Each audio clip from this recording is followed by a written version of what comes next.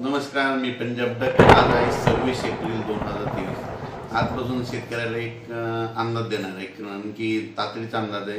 कारण की आज 26 एप्रिलला राज्यामध्ये सांगायचं झालं तर पाऊस येणार होतो. पाऊस म्हणजे संभाजीनगर जिल्हा, त्याच्यानंतर जालना जिल्हा, त्याच्यानंतर नगर जिल्हा, त्याच्यानंतर लातूर जिल्हा, बीड जिल्हा, त्याच्यानंतर नांदेड जिल्ह्यात तुरळक ठिकाणी, त्याच्यानंतर हिंगोली, यवतमाळ, अकोला, वर्धा, नागपूर, भंडारा, गोंदिया, चंद्रपूर, अमरावती, बुलढाणा जिल्हा, तुरळक ठिकाणी आज म्हणजे बऱ्याच ठिकाणी ह्या जिल्ह्यामध्ये अवकाळी पाऊस येणार आहे म्हणून अंदाज लक्षात द्या.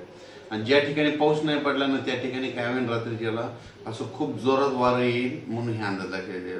आणि कुठंतरी तुरळक असे थेंब येतील म्हणून हे अंदाज लक्षात. हा पाऊस सर्वदूर पडणार नाही, कारण की हा अवकाळी पाऊस असतो, सर्वदूर पडत नसतो म्हणून हे अंदाज लक्षात येतात. या पावसामध्ये वाऱ्याचं प्रमाण जास्त आहे म्हणून हे देखील सर्वांनी लक्षात येतं.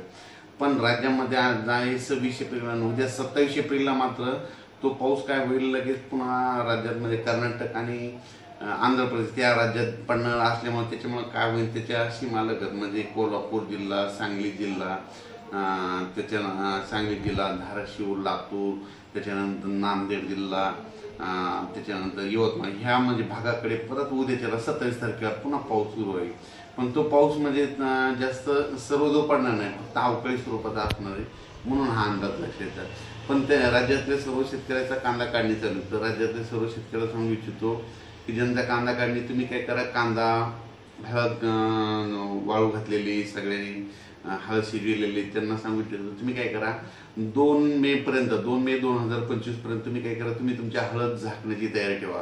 कारण की राज्यामध्ये 3 मे पासून तर 3, 4, 5, 6, 7 मे पर्यंत राज्यात परत जरा चांगलं खराब वातावरण, याच्यापेक्षा जास्त खराब वातावरण होणार आहे. वारं, अवकाळी पावसाची शक्यता आहे म्हणून हा अंदाज लागेल.